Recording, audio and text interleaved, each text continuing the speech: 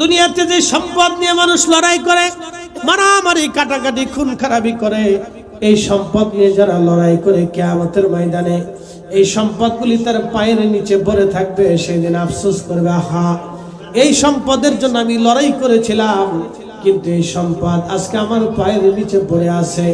দুনিয়ার সম্পদের জন্য, জমির জন্য মানুষ খুন খারাপি করে, মারামারি করে। সেই দিন বিরাট হাসরের ময়দান দেখে মানুষ আফসোস করবে, আহা, আজকে এত বড় ল্যান্ড জমি পড়ে আছে, কিন্তু আমি কারো দিকে তাকানোর সময় নাই, কেউ আমার দিকে তাকানোর সময় আজকে পাচ্ছে না। আল্লাহ বললেন, ইয়াউমা ইয়াকুনুন নাসু কাল ফারাশিল মাবসুস। কিয়ামতের ময়দানে মানুষগুলো বিক্ষিপ্ত পতঙ্গের মতো ছোটাছুটি করবে, দৌড়াদৌড়ি করবে। মানুষেরা পাগল পারা হয়ে দৌড়াবে, প্রচন্ড ঘামে গরমে মানুষের জিহ্বা কুকুরের জিহ্বার মতো ঝুলতে থাকবে, তৃষ্ণায় কাতর হয়ে পাগলের মতো আর্তনাদ করতে থাকবে, আর বলতে থাকবে, রব্বুল আলামিন, তুমি আমাদেরকে হাসর থেকে জাহান্নামে পাঠিয়ে দাও। আল্লাহ, হাসরের মাঠ আমাদের আর সহ্য হচ্ছে না, রব্বুল আলামিন আমাদের হাসরের মাঠ থেকে জাহান্নামে ফেলে দাও। আল্লাহ, আমাদের আর সহ্য হচ্ছে না। সেই দিন মানুষ বিক্ষিপ্ত পতঙ্গের মতো দৌড়াবে, ছুটাছুটি করবে, পাগল পারা হয়ে যাবে। ওয়াতাকুনুল জিমালু কাল্লাহিল মানফুশ। আল্লাহ রাব্বুল আলামিন বললেন, পাহাড় সমূহ সেই দিন ধ্বনিত পশমের মতো উড়ে উড়ে উড়ে উড়ে চলে যাবে। সেই দিন মানুষ পাগল পারা হয়ে যাবে, পাগল পারা হয়ে যাবে মানুষ সেই দিন। আল্লাহ রাব্বুল আলামিনের রাসূল বললেন, মা সন্তান বলে যাবে, সন্তান মা বলে যাবে, বাবা সন্তান বলে যাবে, সন্তান বাবা বলে যাবে। তিনটা স্থানে কেউ কারো পরিচয় দেবে না। এক নম্বরে মিজানের পাল্লায় কেউ কারো পরিচয় দেবে না। দুই নম্বরে ডান হাতে বাম হাতে আমলনামা দেওয়ার সময় কেউ কারো পরিচয় দেবে না। তিন নম্বরে ওই ফুলসিরাতের ঘাটে কেউ কারো পরিচয় দেবে না। এই জন্য আপনাদেরকে বলে গেলাম, ভালো করে শুনে নেবেন, ভালো করে জেনে নেবেন। আপনাদেরকে বলে গেলাম, ভালো করে শুনে নেবেন।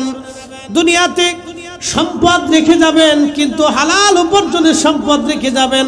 হারাম উপার্জন দিয়ে যদি সম্পদ আপনি রেখে যান, তাহলে এই সম্পদ আপনার জাহান্নামের কারণ হবে। কিয়ামত বড় কঠিন হবে, বড় বিভীষিকাময় হবে। আল্লাহর কোরআনে আল্লাহ বলেন, তারুজুল মালাইকাতু আর-রূহু ইলাইহি ফি ইয়াউমিন কানা মিকদারুহু 50 আলফা সানা। দুনিয়ার 50,000 বছর এক জায়গায় করলে যত বড় হবে, হাসরের একটা দিন হবে তত বড়। আল্লাহ রাব্বুল আলামিনের রাসূল বললেন, সেই হাসরের ময়দানে এক শ্রেণীর বান্দাকে আল্লাহ আরশে আল্লাহর নিচে জায়গা দিয়ে দেবে। নূরের মিম্বরে নূরের চেহারায় তারা থাকবে। তারা কারা? সাহাবীরা। আল্লাহ রাসূলের সাহাবীরা বলেন, ইয়া রাসূলুল্লাহ, তারা কারা? নবীজি বললেন, সাহাবীরা রে, তাদের এই মর্যাদা দেখে অন্যান্য নবীরা পর্যন্ত ঈর্ষা করবে, শহীদরা পর্যন্ত ঈর্ষা করে বলবে, রব্বুল আলামিন, তোমার কালেমার জন্য যুদ্ধ করতে যে আমরা শহীদ হয়েছিলাম, আল্লাহ, এরা কারা? আরশে আল্লাহর নিচে নূরের মিম্বরে নূরের চেহারা এরা বসে আছে, এরা কারা?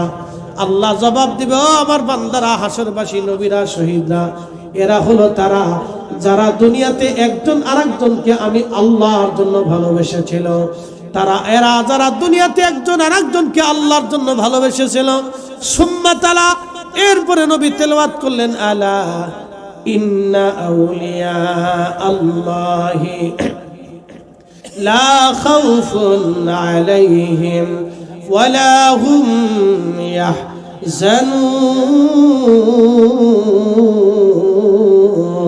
ইয়াহজানুন। আমার আল্লাহ বললেন, সাবধান, আমার ওলি যারা, তাদের কোনো ভয় নেই, তাদের কোনো চিন্তা নাই। নবীজি আয়াত কারিমা তেলাওয়াত করলেন। তার মানে কিয়ামতের ময়দানে আরশে আল্লাহর নিচে জায়গা হবে ওলিরা, এবং যারা ওলিদেরকে ভালোবাসবে তাদের হাসরের ময়দানে আরশে আল্লাহর নিচে আল্লাহ তাদের জায়গা বরাদ্দ করে দেবে। একসাথে জোরে বলেন আল্লাহু আকবার। তাহলে কিয়ামতের ময়দানে আরশে মুআল্লার নিচে জায়গা হবে ওই শ্রেণীর ব্যক্তিদের যারা দুনিয়াতে আল্লাহকে, আল্লাহর জন্য ওলিদেরকে যারা মহব্বত করেছিল, কিয়ামতের ময়দানে ওলিদের জায়গা হয়ে যাবে। ওলিদের এবং ওলিদেরকে যারা মহব্বত করেছিল তাদেরও জায়গা হয়ে যাবে। আর এক শ্রেণীর বান্দা কিয়ামতের ময়দানে আরশে মুআল্লার নিচে তার জায়গা হবে। ওই বান্দা ছাড়া, ওই লোক, এই 7 শ্রেণীর ব্যক্তি ছাড়া আরশে মুআল্লার নিচে আর কারো জায়গা বরাদ্দ হবে না। আর মনে রাখবেন, সেই দিন আরশে মুআল্লার আশ্রয় ছাড়া আর কোনো আশ্রয় কেন্দ্র থাকবে না। আশ্রয় কেন্দ্রই থাকবে একটা, সেটা আল্লাহর আরশ। আল্লাহর আরশ ছাড়া আর কোনো আশ্রয় কেন্দ্র থাকবে না। খুব মনোযোগ দিয়ে শুনে যাবেন। 1 নম্বরে ওই ব্যক্তি যিনি দুনিয়াতে ন্যায় বিচার করেছিল। একসাথে বলবেন আল্লাহু আকবার। কি বিচার করেছিল? ন্যায় বিচার করেছিল। দুনিয়াতে যারা ন্যায় বিচার করেছিল আরশে মুআল্লার নিচে তাদের জায়গা হয়ে যাবে। আচ্ছা বলেন তো, দুনিয়াতে যারা অন্যায় বিচার করেছিল তাদের কি অবস্থা হবে? কি কঠিন পরিণতি হবে, তাদের কি ভয়াবহ অবস্থা হবে যারা দুনিয়াতে অন্যায় বিচার করেছিল, অন্যায় বিচার করেছিল এবং অন্যায় বিচারে যারা সাহায্য করেছিল, কিয়ামতের ময়দানে তাদের পরিণতিটা হবে খুবই ভয়াবহ এবং মারাত্মক। 2 নম্বরে আল্লাহর নবী বলেন, আমার উম্মত ওই ব্যক্তি আরশে মুআল্লার নিচে তার জায়গা বরাদ্দ হয়ে যাবে যে ব্যক্তি দুনিয়াতে নামাজ পড়ে মসজিদ থেকে বের হয়ে আসার পরে আবার মসজিদে বের হয়ে যাওয়ার জন্য উদ্গ্রীব হয়েছিল। এই লোকটা কিয়ামতের ময়দানে আল্লাহ তাকে আরশে মুআল্লার নিচে জায়গা বরাদ্দ করে দেবে। প্রথম নম্বর ওই ব্যক্তি যিনি ন্যায় বিচার দুনিয়াতে করেছিল। 2 নম্বর ওই ব্যক্তি যিনি নামাজ পড়ে মসজিদ থেকে বের হয়ে এসেছিল, আবার মসজিদে যাওয়ার জন্য উদ্গ্রীব হয়ে থাকতো, অর্থাৎ তার দিলটাকে মসজিদের সাথে ঝুলিয়ে রাখতো। এরকম মুসল্লি আছে না? মসজিদ থেকে বের হইয়া আবার মসজিদে যাওয়ার জন্য সে উদ্গ্রীব থাকে, কখন আজান হবে। আজান হওয়ার সাথে সাথে সে পাগলের মতো মসজিদে ছুটে দৌড়ায় চলে যায়। আল্লাহ রাসূল বলছেন, এই ব্যক্তি কিয়ামতের ময়দানে তার আরশে মুআল্লার নিচে জায়গা বরাদ্দ হয়ে যাবে। আরেক ব্যক্তি আরশে মুআল্লার নিচে জায়গা বরাদ্দ হবে। সেই ব্যক্তি ওই ব্যক্তি দুনিয়াতে যে ডান হাতে দান করত কিন্তু বাম হাতে জানতো না, ডান হাতে দান করত কিন্তু বাম হাতে জানতো না। এই ব্যক্তি আরশে মুআল্লার নিচে তার জায়গা বরাদ্দ হয়ে যেত হবে। 3 নম্বর আরেক ব্যক্তি ওই ব্যক্তি সেই যুবক যাকে কোনো সুন্দরী নারী জেনা করার জন্য আহ্বান করেছিল, জেনা করার জন্য আহ্বান করেছিল। এদেশের মানুষ এখন জেনারে গুনাহ মনে করে না। শুধু এদেশ না, সারা পৃথিবী, সারা ওয়ার্ল্ড জেনায় সয়লাব হয়ে গেছে। সারা পৃথিবী, উন্নত বিশ্বগুলি তো কোনো কথাই নাই। উন্নত বিশ্ব থেকে শুরু করে সারা পৃথিবী এখন জেনায় সয়লাব হয়ে গেছে। জেনাকে তারা পাপই মনে করে, গুনাহই মনে করে। এটা যে একটা মহাপাপ, এটা মানুষ ভুলে গেছে। জেনা করা যে জঘন্য পৈশাচিক কার্য, এটা মানুষ ভুলে গেছে, এটা মনে নাই। বুঝতে পারছেন? এটা মানুষ ভুলে গেছে। এটা মানুষ ভুলে গেছে যে জেনা যে কঠিন গুনাহ, এটা মানুষ ভুলে গেছে, এটা মনেই নেই। শোনে যান, কয়দিন আগে ভূমিকম্প লারা দিয়েছিল না? কেন লারা দিয়েছে? ভাবতেছেন ভূমিকম্প আসছে আর আসবে না? কখনোই না। আপনাদেরকে আজকে একটা তথ্য দিয়ে যাই। 1757-তে একটা ভূমিকম্প হয়েছিল বাংলাদেশে। 1757। এই যে আপনাদের ভৈরবের নিচ দিয়ে যে নদীটা চলে গেছে, এই নদীর নাম কি? মেঘনা। এই নদীটা কোথা দিয়ে প্রবাহিত হতো জানেন? এই নদীর অববাহিকা ছিল বর্তমান যে কুমিল্লা ক্যান্টনমেন্ট আছে, এই ক্যান্টনমেন্টের এই পাশে যে লালমাই পাহাড় আছে, এই পাহাড়ের পাশ দিয়ে নদীটা প্রবাহিত হতো। কিন্তু নদীটা ঘুরিয়ে নরসিংদীর এইখান দিয়ে একেবারে দাউদকান্দির নিচ দিয়ে বের হয়েছে। কারণটা কি বলেন তো? 1757-তে একটা ভূমিকম্প হয়েছিল, প্রলয়ঙ্করী ভূমিকম্প। এই ভূমিকম্পে নদীর গতি পরিবর্তন হয়ে 30 থেকে 40 কিলোমিটার দূর দিয়ে দাউদকান্দির নিচ দিয়ে নদীটা প্রবাহিত হচ্ছে, অথচ এই নদী ছিল লালমাই পাহাড়ের পাশ দিয়ে। এবার আপনি বুঝে যান, সেন্ট মার্টিন দ্বীপ পৃথিবীতে কখনো ভাসমান ছিল না, এটা সাগরের নিচে ছিল। সেন্ট মার্টিন দ্বীপ কখন আসলো? 1797-তে একটা ভূমিকম্প হলো। সেই ভূমিকম্পে সেন্ট মার্টিন দ্বীপটা সাগরের নিচ থেকে উঠে সাগরের উপরে 3 ফিট পর্যন্ত উঁচু হয়ে গেল। একসাথে জোরে বলবেন আল্লাহু আকবার। না হয় না, আরো একটু জোরে বলেন আল্লাহু আকবার। বলেন সেই রব আছে না নাই? তাহলে কি মনে হচ্ছে ভূমিকম্প আসবে না? বিজ্ঞান বলেছে ভূমিকম্প বাংলাদেশে আরেকটা আসবে। 14 কোটি মানুষ ভূমিকম্পের আওতার ভিতরে থাকবে, 1 কোটি মানুষ ক্ষতিগ্রস্ত হবে সরাসরি। 1 কোটি মানুষ সরাসরি ক্ষতিগ্রস্ত হবে। শুধু রাজধানীতে মানুষ মারা যাবে 50 লক্ষ আপ। 1 কোটি মানুষ ভূমিকম্প সরাসরি ক্ষতিগ্রস্ত হবে, কোটি কোটি মানুষ আহত হবে, হাত হারাবে, চোখ হারাবে, পা হারাবে, কান হারাবে, দেহ হারাবে, বিকলাঙ্গ হবে, ল্যাংড়া হবে, বোবা হয়ে যাবে, কানা হয়ে যাবে। কোটি কোটি মানুষ এরকম বিকলাঙ্গ হয়ে যাবে। সেই ভূমিকম্পটা বাংলাদেশের জন্য অপেক্ষা করতেছে। বলে কেন আসে ভূমিকম্প? আপনাদেরকে বুঝাই। 14টা কারণে ভূমিকম্প আসে। 14 কারণের এক কারণ হচ্ছে দুনিয়াতে যখন জেনা সয়লাব হয়ে যাবে, প্রচুর পরিমাণে জেনা হবে, ব্যভিচার হবে, পরকীয়া আসবে। কঠিন এই জেনার কারণে আল্লাহর আসমান থেকে গজব আসবে। নবী বললেন তাসবির দানা ছিঁড়ে গেলে যেইভাবে একটার পর একটা top top top top top top করে পড়তে থাকে, আল্লাহর আসমান থেকে এরকম বালা গজব আসতে থাকবে। আমাদের বাংলাদেশে 18 কোটি মানুষের ভিতরে কয় কোটি মানুষ সুস্থ আছে আমাকে একটু দেখান তো। বলেন যে এত কোটি মানুষ সুস্থ আছে, আমাকে বুঝান। এদেশের ঘরে ঘরে ডায়াবেটিস, ঘরে ঘরে প্রেশার, ঘরে ঘরে হার্টের রোগী, ঘরে ঘরে কিডনি রোগী, ঘরে ঘরে লিভার পচা রোগী, ঘরে ঘরে নানান জটিল কঠিন রোগে আক্রান্ত রোগী, ঘরে ঘরে হাজারে হাজারে লাখে লাখে কোটি কোটি মানুষ অসুস্থ। বলবেন হুজুর কারণ কি? এই যে রোগ আসে, এই রোগগুলি আল্লাহর পক্ষ থেকে একটা বালা, ওটা আসমান থেকে আসছে। আল্লাহ নিজে জোর করে সাফাই দেন নাই, আমরা এটা আল্লাহর কাছ থেকে চেয়ে নিছি। এই কোরআন আল্লাহ বলেছেন যাহারাল ফাসাদ ফিল বাররি ওয়াল বাহরি বিমা কাসাবাত আইদিল লিন্নাস। এ মানুষ, আমি তোমাদের উপর গজব চাপাই না, তোমরা আমার কাছ থেকে গজব চেয়ে নাও। আল্লাহ গজব চাপান না, মানব জাতি গজব চেয়ে না। বলে গজব কেন আসে? এটা মানুষের দুহাতের রুজি। মানুষ গজবের জন্য কাজ করে, আমি আল্লাহ মানুষের জন্য গজব চাপিয়ে দিই। মানুষ গজবের জন্য কাজ করে, আল্লাহ গজব চাপিয়ে দেয়। কিন্তু বলবেন হুজুর তাহলে গজব আসলো না কেন? 2 কারণে গজব আসে না। 1 নাম্বার কারণ, জমিনের কোথাও না কোথাও আল্লাহর ওলিরা বসে থাকে। একসাথে জোরে বলবেন আল্লাহু আকবার। না হয় না, যেমনি বলতেছেন মনে হচ্ছে যে আপনি দুর্বল। জোরে বলেন, একসাথে বলেন আল্লাহু আকবার। কারা থাকে? ওলিরা। জোরে বলেন কারা থাকে? জোরে বলেন কারা? জোরে বলেন কারা? আচ্ছা, এই শায়েস্তাগঞ্জের ভিতরে কত লক্ষ মানুষ হবে? হ্যাঁ, বলতে পারবেন? আপনাদের এই এলাকার ভিতরে কত লক্ষ মানুষ হবে? ভোটার কত আছে আপনাদের এই থানায়? এই ইউনিয়নে ভোটার কত আছে? ইউনিয়নে 50,000 ভোটার আছে। ভোটার বাদ দিয়ে আমি আরো 50,000 দিলাম, 1 লক্ষ মানুষের বসবাস ধরেন। আচ্ছা বলেন তো, এই 1 লক্ষ মানুষ যদি ঠিক মতো নামাজে আসতো, তাহলে মসজিদ কতগুলি দরকার ছিল? সবাই কি ঠিক মতো নামাজে আসে? সবাই কি ঠিক মতো সত্য কথা বলে? তাহলে বলেন এদেরকে দিয়ে আল্লাহর কি কাজ আছে দুনিয়াতে?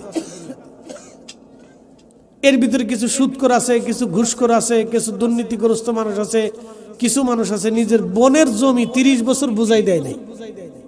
আপন কলিজার টুকরো বোন 30 বছর জমি বুঝাই দেয় না, এরকম বহু মানুষ আছে। অন্যের দোকান দখল করে 20 বছর ধরে খাচ্ছে, দোকান দিয়ে আজও পর্যন্ত দেয় নাই।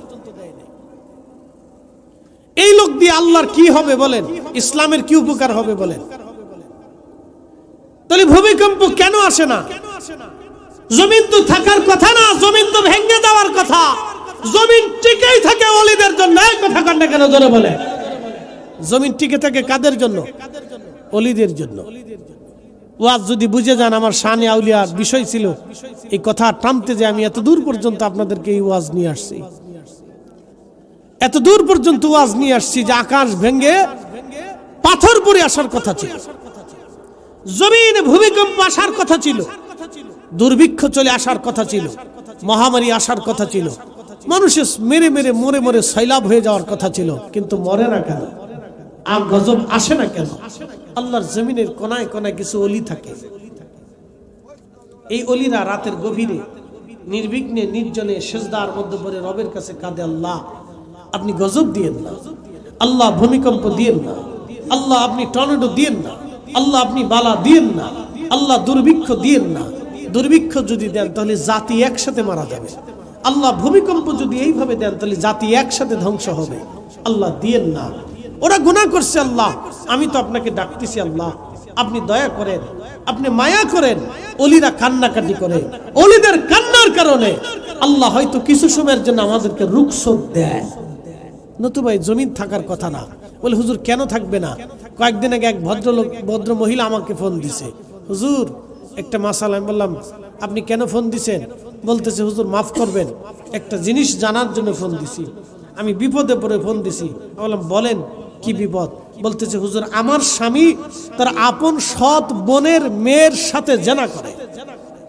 এই মুসলমান আমার দিকে তাকান তো, জমিন কেন থাকবে বলুন? দুর্ভিক্ষ কেন আসবে না বলুন তো আমাকে, আমাকে বুঝান। জমিনে মানুষ কয়জন আছে বুঝান আমাকে। হুজুর আমার স্বামী তার সৎ বোনের মেয়ের সাথে জেনা করে, আমি কি থাকবো না চলে যাব? শুধু এতটুকু জানার জন্য আপনাকে ফোন দিছি, মাফ করবেন আমাকে। কথাটা শোনার পরে আমার গা শিরে উঠল, আমি স্তব্ধ হয়ে গেলাম। আমি তাকে কি করে বুঝাবো বলেন তো? বোনের মেয়ের সাথে জেনা করা তো বোনের সাথে জেনা করা। কি নিকৃষ্ট মানুষ! তা কুত্তা কোনোদিন চিন্তা করে না, কুত্তাও চিন্তা করে না, গরু ছাগলে চিন্তা করে না, হাঁস মুরগি ভেড়া বকরিতেও চিন্তা করে না, যেই চিন্তা মানুষ করে করছে। পরশুদিন নিউজে দেখলাম এক মহিলা তার স্বামীর বিরুদ্ধে মামলা করছে, বলে তার 10 বছরের মেয়ের সাথে সে জেনা করে, ধর্ষণ করে, মেয়েকে যে ধর্ষণ করে। এই কথা শুনলে আপনার ঘা শিরে উঠবে না? যে বাবার কাছে যদি মেয়ের নিরাপত্তা না থাকে তাহলে পৃথিবীতে একদম নারীর নিরাপত্তা কোথায় আছে? তার অর্থ হচ্ছে আমরা আইয়ামে জাহিলিয়াতকে ফেল করে ফেলেছি। শুধু জমিনে ওলি যদি না থাকতো তাহলে জমিন ভেঙে আল্লাহ জমিনে পাথর নিক্ষেপ করে, আল্লাহ ভূমিকম্প দিয়ে একসাথে পৃথিবীর মানুষকে গায়েব করে দিত যদি ওলি না থাকতো। এই কথা বললে কেন ঠিক না?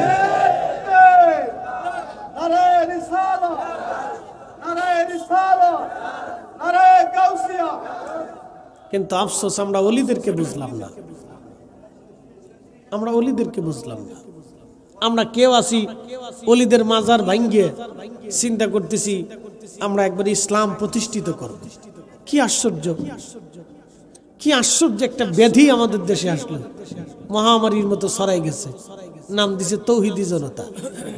কি আশ্চর্য! কবর থেকে একটা মানুষ উঠাইয়া লাশ পুরাইতে হবে, এই ইসলাম তাকে কে শিখিয়েছে? কোন কালেমায়, কোন কিতাবে, কোরআনের কোন পৃষ্ঠাতে, রাসূলের জিন্দেগীর কোন হাদিসে আসে? বলেন আবু জেহেলের চাইতে নিকৃষ্ট কাফের দুনিয়াতে কেউ আছে যে আল্লাহ রাসূলকে তিলে তিলে তিলে তিলে তিলে তিলে কষ্ট দিয়েছে? সেও তো বদরের যুদ্ধে নিহত হওয়ার পরে নবী তার হাত কাটে নাই, নাক কাটে নাই, তার দেহকে বিকলাঙ্গ করে নাই, তার বডির সাথে নবীজি কোনো অত্যাচার করে নাই। সাহাবায়ে কেরাম তার বডিতে আগুন ধরিয়ে পুড়িয়ে সারখার করে দেয় নাই। ওরা কি করেছে? সাহাবীরা তার লাশটা ধরে নিয়ে কুয়ার মধ্যে ফেলে দিয়েছে।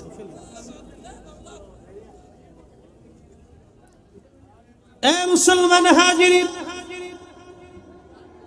পৃথিবীতে ওলি যারা ছিলেন, ওলিরা দেশে ইসলাম প্রতিষ্ঠিত করে গেছেন, ওলিরা দেশে ইসলাম দিয়ে গেছেন। এটা ওলিদের দেশ। আল্লাহ ওলিদের পথে আমাদেরকে চলার তৌফিক দান করুন, জোরে বলেন আমিন। ওলিরা এমনিতে আসে নাই, বিশ্ববিখ্যাত একজন আল্লাহর ওলির জীবনী বলে আমি আপনাদের থেকে বিদায় নিয়ে যাব। ভাই আমার খুব মনোযোগ দেন। আমাদের 4 জন ইমাম আছে। একজন ইমামের নাম হানাফি, আরেকজন ইমামের নাম শাফি, আরেকজন ইমামের নাম হাম্বলি, আরেকজন ইমামের নাম মালিকি। তাই একজন ইমামের নাম ইমাম আবু ইদ্রিস আশ-শাফি রাহমাতুল্লাহি আলাইহি। তখন উনি মুসলিম মিল্লাতের খলিফা ছিলেন, খলিফা হারুনুর রশিদ। যদি কোনোদিন মক্কাতুল মুকাররমায় আপনি যান তাহলে যাওয়ার পরে আপনি দেখবেন মক্কা নগরীতে আরাফাতের মাঠ পর্যন্ত একটা নহর আছে। নহরের নাম নহরে জুবাইদা। এই নহরে জুবাইদা 25 মাইল পর্যন্ত 1200 বছর আগে যিনি করে দিয়েছিলেন তিনি জুবাইদা, তিনি খলিফা হারুনুর রশিদ রহমাতুল্লাহ আলাইহির স্ত্রী।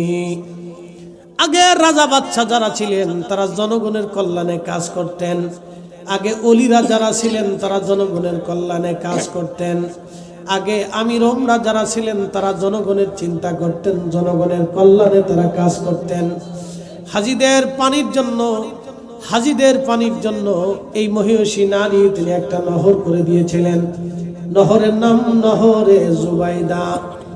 প্রায় 1000 বছর পর্যন্ত দুনিয়ার মুসলমান মানুষেরা সেই নহরে জুবাইদার পানি পান করেছে। পৃথিবীতে 1000 বছর ধরে হাজিরা সেই নহরের পানি পান করেছে। আপনি বুঝেন তো 1000 বছরে কত হাজি কবরে ঘুমিয়ে গেছে সেই নহরে জুবাইদার পানি পান করে। তাহলে সমস্ত নেকিগুলি হযরতে জুবাইদা রাহমাতুল্লাহ আলাইহার কবরে পৌঁছায় গেল। সেই নহরে জুবাইদা এখনো আরাফাত পর্যন্ত আছে। ওনার স্বামীর নাম খলিফা হারুনুর রশিদের জামানাতে রোম পার্স এম্পায়ার থেকে, রোম সাম্রাজ্য থেকে রোমান সম্রাট চিঠি লিখলো, ওগো খলিফা মুসলমানদের আমির, আপনাকে বলতেছি শুনে নেন মুসলমানদের আমির, আমাদের খ্রিস্টান সম্প্রদায়েরা বিশ্বাস করি আমাদের ঈসা আল্লাহর বেটা, আর আপনারা বলেন ঈসা আল্লাহর নবী। ঈসা আল্লাহর বেটা আমরা খ্রিস্টানরা এটা প্রমাণ করব, আর আপনারা প্রমাণ করবেন ঈসা আল্লাহর নবী। আমি খ্রিস্টান সম্প্রদায়ের পক্ষ থেকে আমি রোম সম্রাট আপনার কাছে আমার দল থেকে বড় বড় যুক্তিবাদী দার্শনিকদেরকে পাঠিয়ে দিলাম। এই মোনাজারাটা, এই বহসটা আমার দেশে হবে না, এই বহসটা ইরাকের বাগদাদে আপনার দেশেই হবে। আপনার দেশের মধ্যে যদি কোনো বিজ্ঞ লোক থেকে থাকে তাহলে আমার বিজ্ঞ লোকের সামনে আপনারা মোনাজারায় বসান। চ্যালেঞ্জ দিলেন তো কে? মুসলিম এম্পায়ারকে চ্যালেঞ্জ দিলেন, রোমান এম্পায়ার। মুসলিম সাম্রাজ্যের যিনি প্রধান খলিফাতুল মুসলিমিন হারুনুর রশিদকে চ্যালেঞ্জ দিলেন। রোমান সম্রাট প্রধান তিনি চ্যালেঞ্জ দিয়ে যুক্তিবাদী দার্শনিক জ্ঞানী পণ্ডিতদেরকে রোম দেশ থেকে তিনি ইরাকের বাগদাদে পাঠিয়ে দিলেন। বলেন এখন যদি বহস না হয় তাহলে মুসলমান লজ্জায় পড়ে যাবে। তো ঠিক তখনই খলিফা হারুনুর রশিদ তিনি দ্রুত গতিতে বোর্ড করলেন। তিনি তার মন্ত্রী পরিষদ সভাসদদেরকে নিয়ে বসে গেলেন। আগে রাজা বাদশারা দেশের ক্রান্তি লগ্নে বড় বড় আলেম উলামা জ্ঞানী বুদ্ধিজীবীদেরকে নিয়ে বসতেন। এটা আমাদের দেশে নাই। আমরা যদিও বলি গণতন্ত্র, তো গণতন্ত্র হলে আমাদের দেশের বড় বড় ইউনিভার্সিটির প্রিন্সিপাল যারা আছে, ভাইস চ্যান্সেলর যারা আছে, অধ্যক্ষ উপাধ্যক্ষ আছে, বিভিন্ন বিষয়ের উপরে পারদর্শী যারা আছে, বড় বড় পীর মাশায়েখ যারা আছে, আলেম ওলামা আছে, রাষ্ট্র তাদেরকে নিয়ে বসাই উচিত ছিল যে আমরা রাষ্ট্র কিভাবে চালাবো আপনারা সিদ্ধান্ত দেন। কিন্তু দুঃখের বিষয় আজও পর্যন্ত স্বাধীনতার পর থেকে এই পর্যন্ত এই বিজ্ঞ লোকদেরকে নিয়ে কেউ রাষ্ট্রপ্রধানরা বসে না। সবাই যার যার দলের লোক নিয়ে বসে থাকে। সেই দিনের খলিফা হারুনুর রশিদ বিজ্ঞ আলেম ওলামা সব জ্ঞানী গুণীদেরকে নিয়ে বসে গেলেন। দেখেন খলিফা বসে যেয়ে বললেন, আমাকে আপনারা সমাধান দেন, বহস করবেন কি করবেন না। যদি বহস করেন তাহলে বহসের জন্য উপযুক্ত ব্যক্তি কে আছে, আর যদি বহস না করেন তাহলে সেটা বলেন। তো সবাই বলল, খলিফা বহস যদি না করি, আমরা যদি বিতর্ক না করি, তাহলে পৃথিবীতে মুসলমান সারা জীবন মাথা নত করে থাকবে। পৃথিবীতে মুসলমান সারা জীবন মাথা নত করে থাকবে। তাহলে কি করা যায়? বলে আমাদের পৃথিবীতে একজন আলেম আছে, এই আলেমের নাম হযরত ইমাম আবু ইদ্রিস আশ-শাফিঈ। পৃথিবীর সবচেয়ে বড় আলেমদের মধ্যে ইনি বর্তমান বড় আলেম এবং বড় আল্লাহর ওলি। উজির বললেন, হুজুর ওনাকে দিয়ে যদি আপনি বহস করান তাহলে আশা করা যায় বিজয় হবে। খলিফা হারুনুর রশিদ বললেন, তাহলে চিঠি লেখেন। কি চিঠি লিখবো? দ্রুত গতিতে বলেন সে যেন ইরাকের বাগদাদে চলে আসে, কারণ খ্রিস্টানরা আমাদের দিকে রওনা হয়ে গেছে, তারাও আসবে, আমরাও থাকবো, বহস হবে। খলিফা হারুন রশিদ চিঠি পাঠিয়ে দিলেন। তখন তিনি বাইতুল আকসার ইমাম ছিলেন, ইমাম আবু ইদ্রিস আশ-শাফিঈ। তখন বাইতুল আকসা ফিলিস্তিন মুসলমানদের দখলে ছিল। বর্তমান Iran, Iraq, Oman, Yemen, Qatar, Dubai, Saudi Arab, Bahrain, Jordan, Syria, Lebanon, Libya, Tunisia, Algeria, Nigeria, Morocco, Sudan এবং মিশর থেকে শুরু করে পৃথিবীর বিরাট একটা অংশ খলিফা হারুন রশিদ রহমতুল্লাহ আলাইহি তিনি শাসন করতেন। এমনকি তুরস্কের কিনারা পর্যন্ত তিনি শাসন করতেন। বিরাট এই দেশ শাসন করতেন খলিফা হারুন রশিদ রহমতুল্লাহ আলাইহি। ভাই আমার, তখন হুজুরের কাছে চিঠি পাঠাইলেন। হুজুর চিঠির জবাব দিলেন, খলিফা আমি খ্রিস্টানদের সাথে বহস করব, কিন্তু শর্ত হলো বহস হবে দজলা নদীর পাড়ে এবং সময়টা হবে জোহরের নামাজের পরে। আমি বহস করব, সময় হবে জোহরের নামাজের পরে, স্থান হবে দজলা নদীর পাড়ে। খলিফা চিঠি পাঠিয়ে দিলেন, হুজুর আপনি চলে আসেন, আপনি যেইভাবে শর্ত দিবেন আমি শর্ত মেনে নিব, কিন্তু তারপরও বহস করতে হবে। কারণ মুসলমান এই বহসে যদি একবার হেরে যায়, সারা জীবন মুসলমান মাথা নিচু করে থাকবে, মুসলমানের ইজ্জত দেখানো যাবে না। আল্লাহু আকবার। তেলের গাড়ি তেলে চলি, হাওয়ার গাড়ি হাওয়ায় উড়ে, বিনা তেলে চালাই গাড়ি নবী সুলাইমান। আমরা সেই মুসলমান, আমরা সেই মুসলমান, আমরা সেই মুসলমান। কিন্তু আমাদের সেই রুহানিয়াত, সেই অস্তিত্বকে আমরা বিলীন করে ফেলেছি, হারিয়ে ফেলেছি। আমরা সেই মুসলিম, আমাদের কথা শুনলে বাতিলরা থরথর করে কাঁপতো। আমরা সেই মুসলমান। হবিগঞ্জবাসী শুনে যাবেন, খলিফা হারুন রশিদ রহমতুল্লাহ আলাইহি দজলা নদীর পারে মঞ্চ বানাইলেন। লক্ষ লক্ষ মানুষ আসলো, আমির ওমরা আলেম উলামা এসে গেল। খলিফা নিজে উপস্থিত হয়ে গেলেন। খ্রিস্টান মিশনারিরাও চলে আসলো, তারাও বসে গেল। আজকে বিতর্ক হবে মুসলমানদের সাথে খ্রিস্টানদের। সব ধর্মের মানুষ আসছে বহাস দেখার জন্য।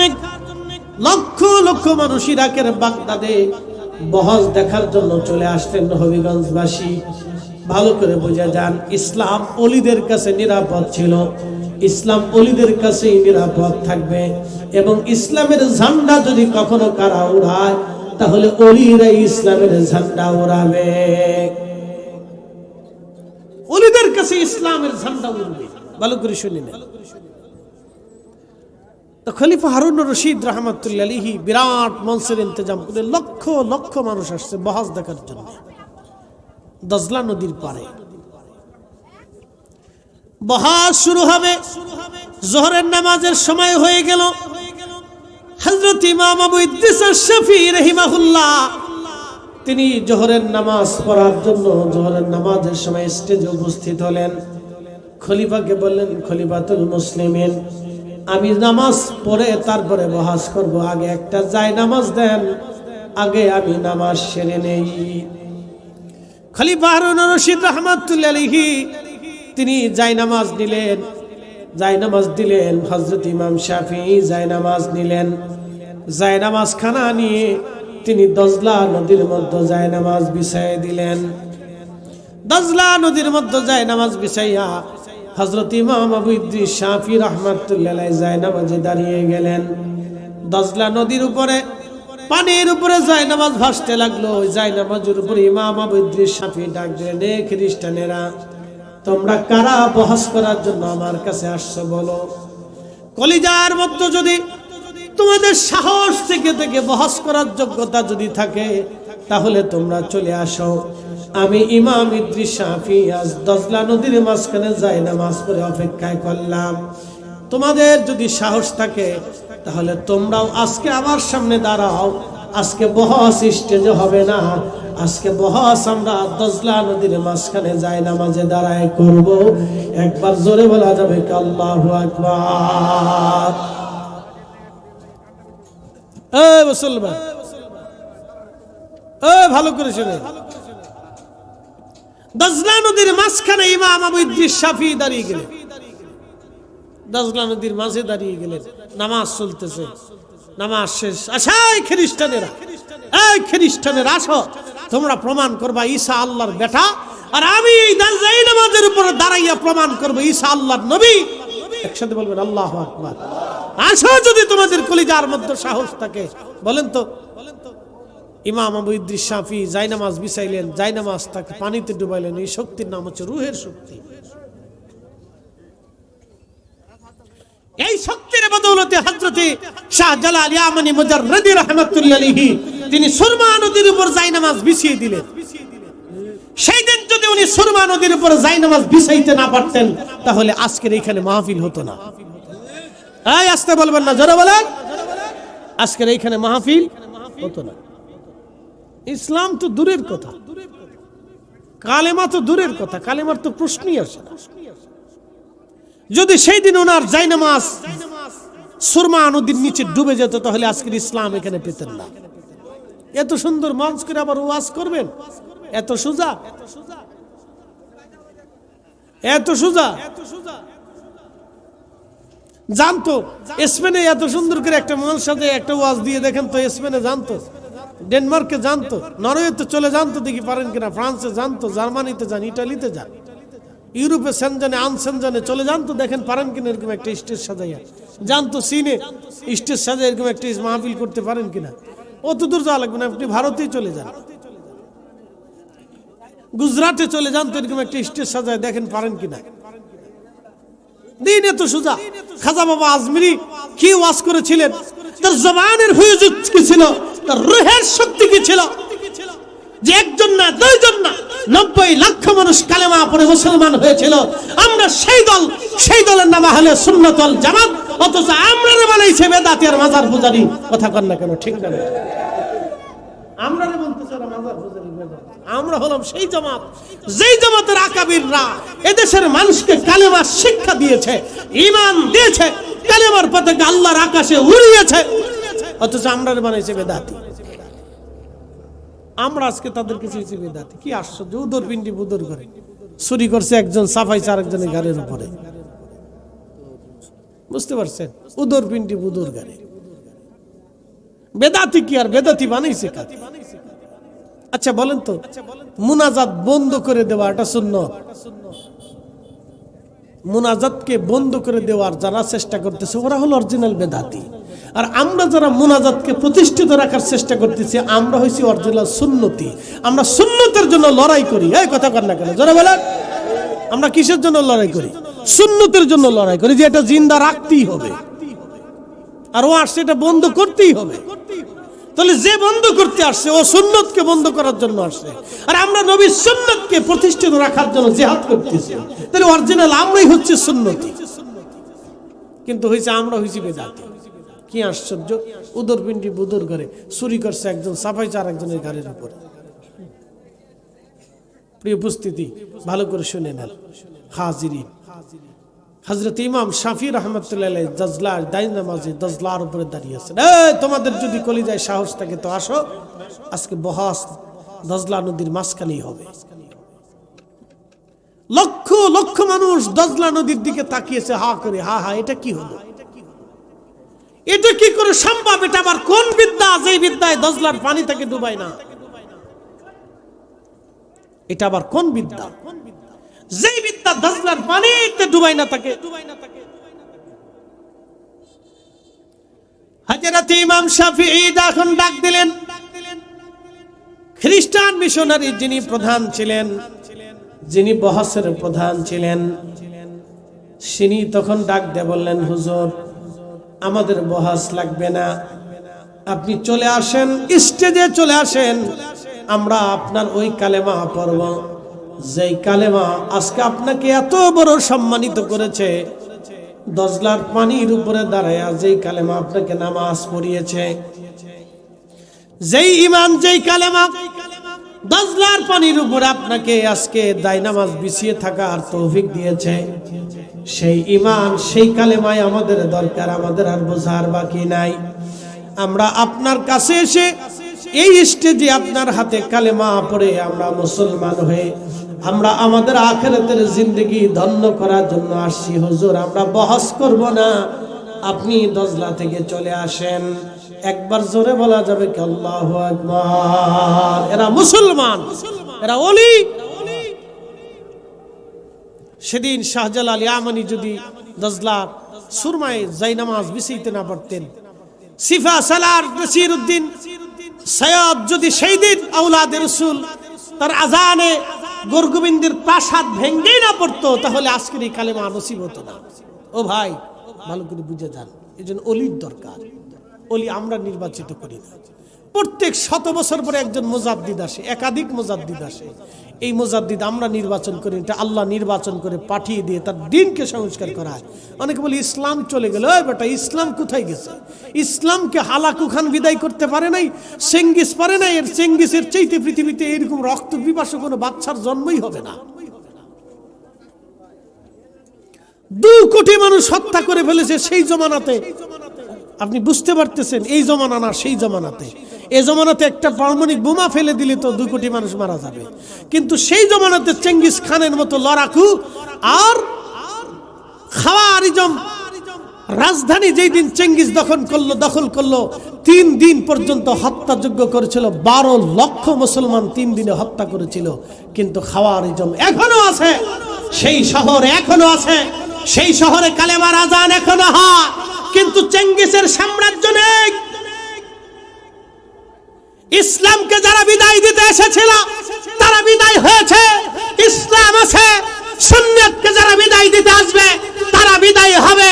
আহলে সুন্নাত ওয়াল জামাত কিয়ামত পর্যন্ত জমিনে টিকে থাকবে। হাত উঁচু করে বলেন ঠিক না বেঠিক?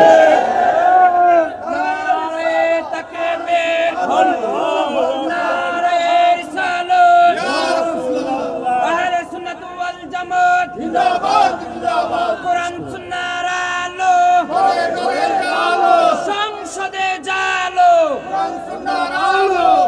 কি ভয় পাইতেছেন নাকি? সংসদে কোরআন সুন্নাহ জ্বললে কি খারাপ হবে? সংসদে তো কোরআন সুন্নাহর আইন দরকার। কেন দরকার?